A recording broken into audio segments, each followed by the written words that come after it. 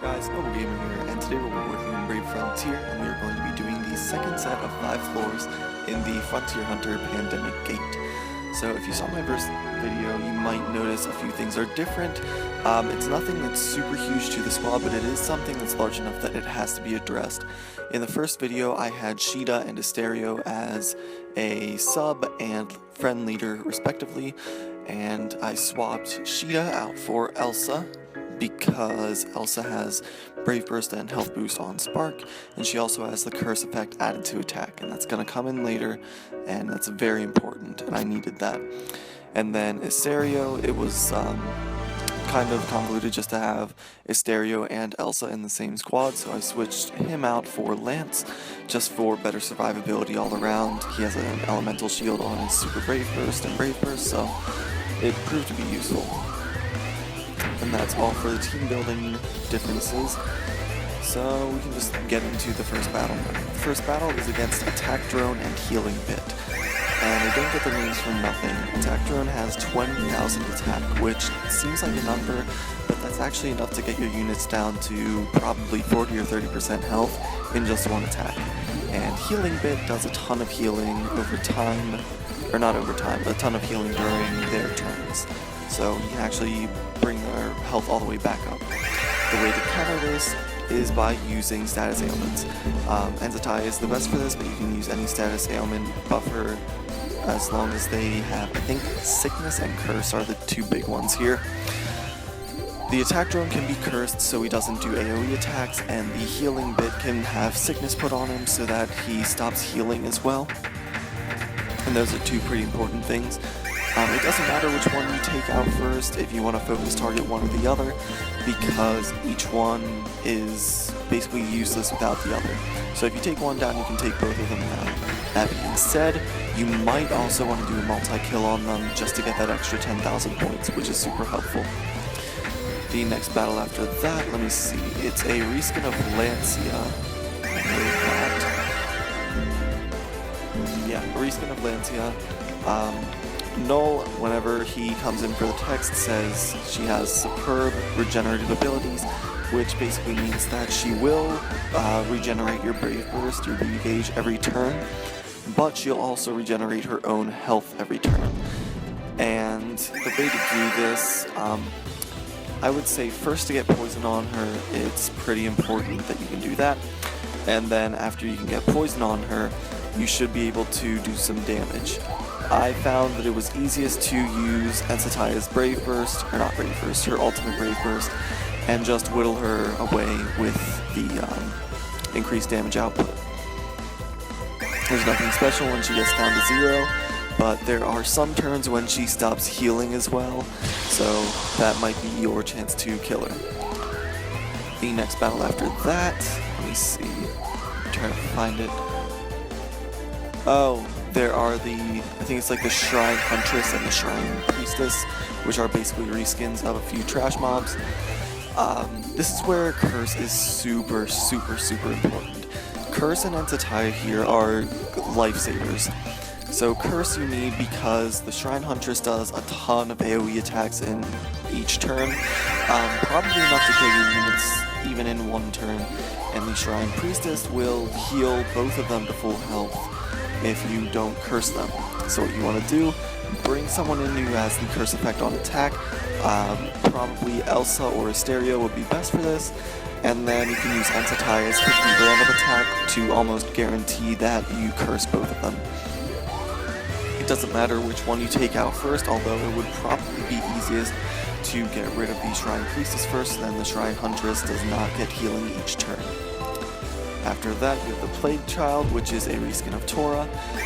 Nothing too important here. She will put status ailments on you, which is kind of annoying, but it happens. And this one, I would say pull out all the stops for damage.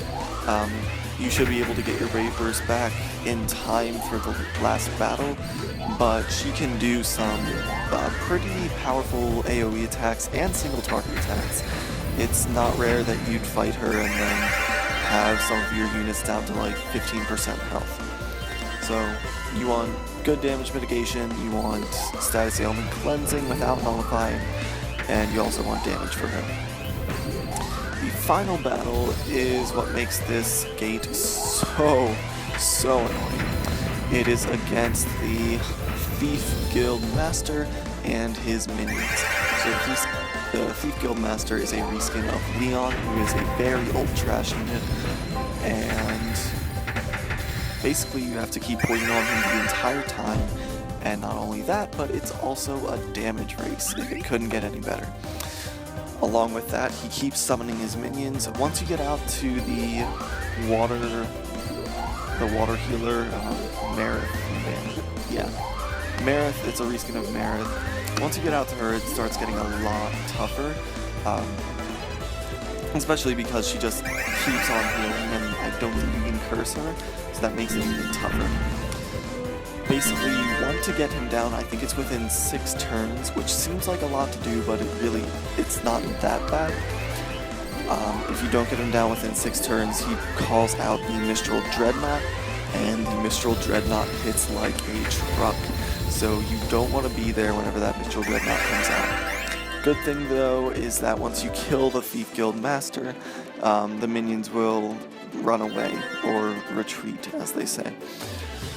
The one thing that happened to me was I actually didn't beat the gate, and that's because I used Ensitaya, I used her Ultimate Brave Burst first, and then I just forgot to use it the second time with the Hero Crystal.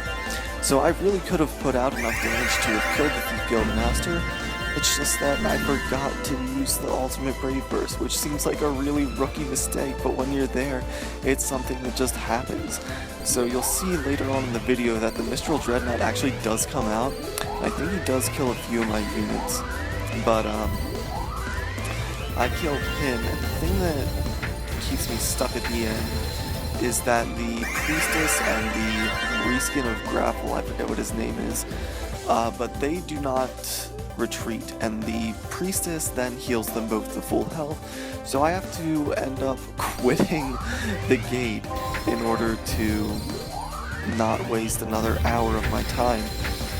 But basically, if you get stuck there and you don't have, I think it's 170,000 points you need to get, if you don't have 170,000 points, you can easily just sit there and farm them until your units die, or they die, maybe. They seem to have really good health, like healing, so that's something you want to watch out for.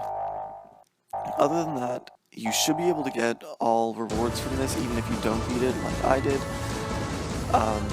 The final reward is it's like the Dreadnought Shell Aleph or something like that.